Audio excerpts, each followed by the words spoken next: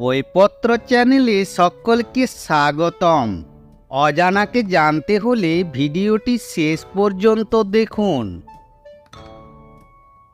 2000 টাকার নোটের পিছনে কোন চিত্র দেখা যায়? Option A Taj Mahal, option B Mangalyaan, option C Lal Qila, নাকি অপশন ডি চন্দ্রযান? সঠিক উত্তর হবে 2000 টাকার নোটের পেছনে অপশন বি মঙ্গলযানের ছবি দেখা যায়। 500 টাকার নোটের পিছনে কোন চিত্র দেখা যায়? Option A Qutub Minar, option B Ram Mandir, option C Lal Qila, নাকি অপশন ডি সূর্য মন্দির? সঠিক উত্তর হবে অপশন সি লালকেল্লা। যদি বলে এই লালকেল্লা কোথায় অবস্থিত, তখন উত্তর হবে দিল্লিতে অবস্থিত। যদি 2 = 6 হয়, 8 = 24 হয়, 12 = 36 হয়, তাহলে আপনারা আমাকে বলুন 20 = কত?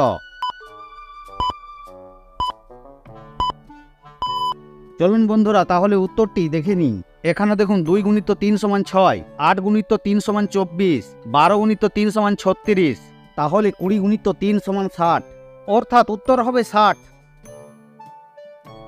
200 টাকার নোটের পিছনে কোন চিত্র দেখা যায়? অপশন এ ইলোরা গুহা, অপশন বি সূর্য মন্দির, অপশন সি রানী কি ভাব, নাকি অপশন ডি সাঁচির স্তূপ?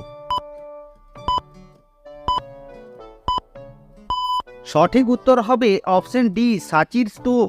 যদি বলে কোথায় অবস্থিত, তখন উত্তর হবে মধ্যপ্রদেশে অবস্থিত। বন্ধুরা, এরকম অনেক অজানা প্রশ্নের উত্তর জানতে হলে এই চ্যানেলটিকে সাবস্ক্রাইব করে সাথে থেকে যান। 100 টাকার নোটের পিছনে কোন চিত্র দেখা যায়? অপশন এ হাম্পির রথ, অপশন বি রানী কি বাবরি, অপশন সি হিমালয় পর্বত, নাকি অপশন ডি স্বর্ণ মন্দির? এই প্রশ্নের সঠিক উত্তর হবে অপশন বি রানী কি বাবরি। যদি বলা হয় রানী কি বাবরি কোথায় অবস্থিত, তখন উত্তর হবে গুজরাটে অবস্থিত।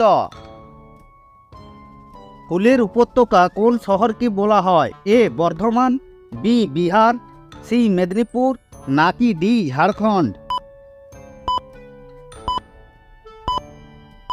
সঠিক উত্তর হবে ফুলের উপত্যকা, অপশন সি মেদিনীপুরকে বলা হয়। 50 টাকার নোটের পিছনে কোন চিত্র দেখা যায়? অপশন এ পুরীর রথ, অপশন বি দর্পদলন রথ, অপশন সি হাম্পির রথ, নাকি অপশন ডি তলধ্বজ রথ? সঠিক উত্তর হবে 50 টাকার নোটের পিছনে অপশন সি হাম্পির রথ দেখা যায়। যদি বলা হয় হাম্পির রথ কোথায় অবস্থিত, তখন উত্তর হবে কর্ণাটকে অবস্থিত। 20 টাকার নোটের পেছনে কোন চিত্র দেখা যায়? অপশন এ বেলুন গুহা, অপশন বি কুটুমসার গুহা, অপশন সি বাদামি গুহা, নাকি অপশন ডি ইলোরা গুহা?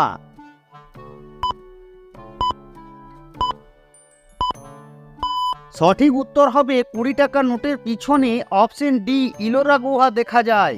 যদি বলে ইলোরা গুহা কোথায় অবস্থিত, তখন উত্তর হবে ইলোরা গুহা মহারাষ্ট্রে অবস্থিত।